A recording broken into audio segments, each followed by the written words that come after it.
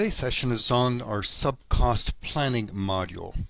Have you ever wanted to be able to add more expenses to your reports? Have you wanted to add more detailed expenses which would then roll up into your major expense line items? Have you ever wanted to generate some detailed reports showing all your sub-costs and then a subtotal that would then match the total in your regular cash flow report? Now you can do it with the sub-cost planning module, where you can add more than 500 separate expenses to be rolled up in your cash flow report. Now I'm illustrating this in the Tract-PIE system, but you can be doing the same thing in Tract-PIE as well. This module can be accessed directly from detailed input with sub-cost planning report, or I'm just going to open up one of these files directly within your primary input. Now, I've actually input a particular expense, number 24, site development costs. And in this initial example, I put in a total of $3,160,000, and I'm spreading that over a bell-shaped curve over 12 months. If I generate my cash flow report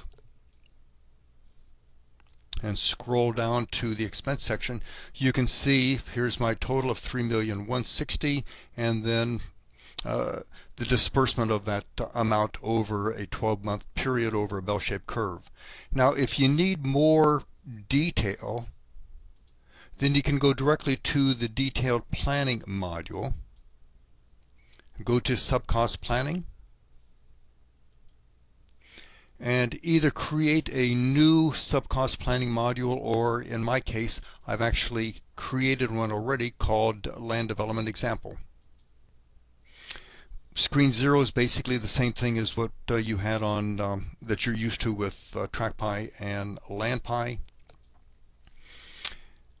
You can actually describe with Land-PIE up to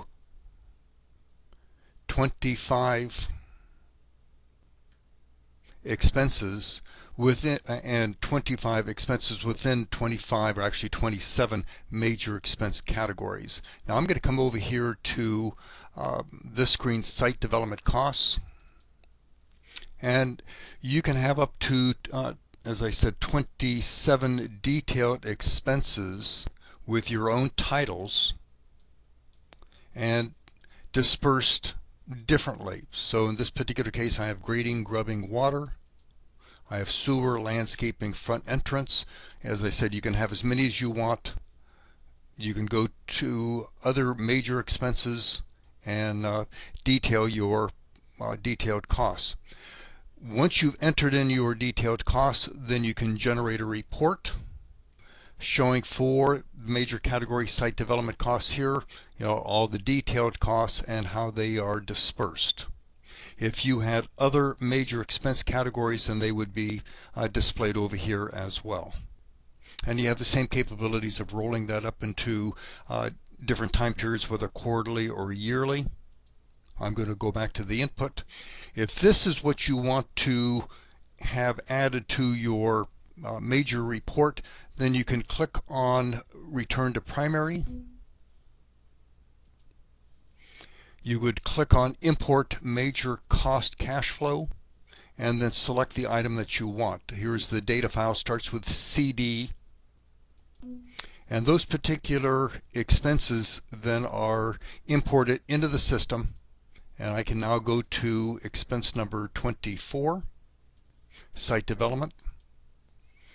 Here's what has been imported directly into the system as an override, so that if I run my report right now,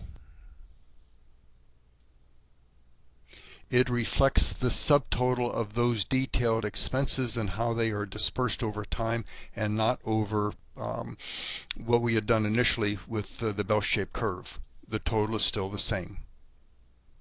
If you want to just use what you had initially, then you can come over here to the first period and then just either clear the time series up here or save this particular report under a new name and then work with that.